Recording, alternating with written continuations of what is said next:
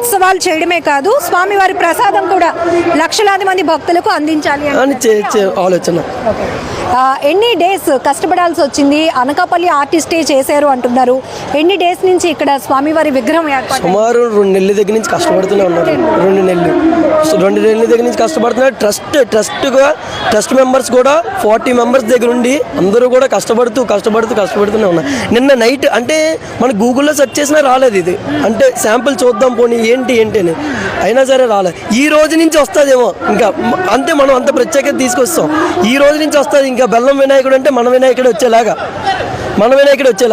ఏంటంటే అలాగ రావాలి, ఇది కావాలి, కొత్తగా ఏదైనా ఇది కావాలని చెప్పి మనం ఇది చేసుకుంటాం. అంటే ఇప్పుడు ఈ ఇయర్ ఫస్ట్ ఇయర్ వస్తున్న రెస్పాన్స్ బట్టి నెక్స్ట్ కూడా కంటిన్యూ చేద్దాం. ఖచ్చితంగా ఇంకా మంచి కాన్సెప్ట్లతో, అంటే ఒక మట్టితోనే పెట్టగలరు లేకపోతే ఒక ప్లాస్టిక్ ఫైబర్తోనే పెట్టగలరు అని జనాలు మైండ్ సెట్లో ఉన్నది.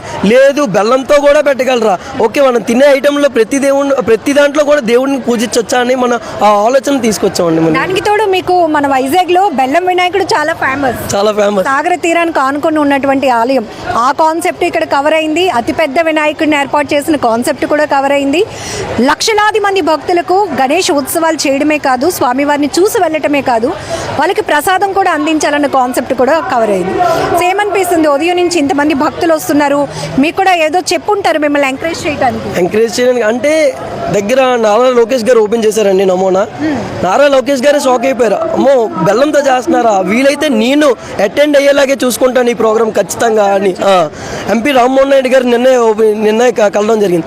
అయ్యో, ఎంత బెల్లంతో చేస్తున్నారా, మన రాష్ట్రంలో చేస్తున్నారా అని చెప్పి అంటే మేము వెళ్ళిన ప్రతి నాయకుల దగ్గరికి కూడా ఎగ్జైట్మెంట్, అంటే వాళ్ళ నోట్ల నుంచి ఎగ్జైట్మెంట్. నేనే వస్తాను అంటే మనం పిల్లడానికి వెళ్ళినా వాళ్ళ నోటి నుంచే ముందు నేనే వస్తాను, నేను ఖచ్చితంగా ప్రోగ్రామ్కి అటెండ్ అవుతాను అనేటట్టే మాట్లాడేవారు ప్రతి ఒక్కరు. సో ఖచ్చితంగా నారా లోకేష్ గారు అలాగే పొలిటీషియన్స్ కూడా స్వామివారిని దర్శించుకోవడానికి రాబోతున్నారు.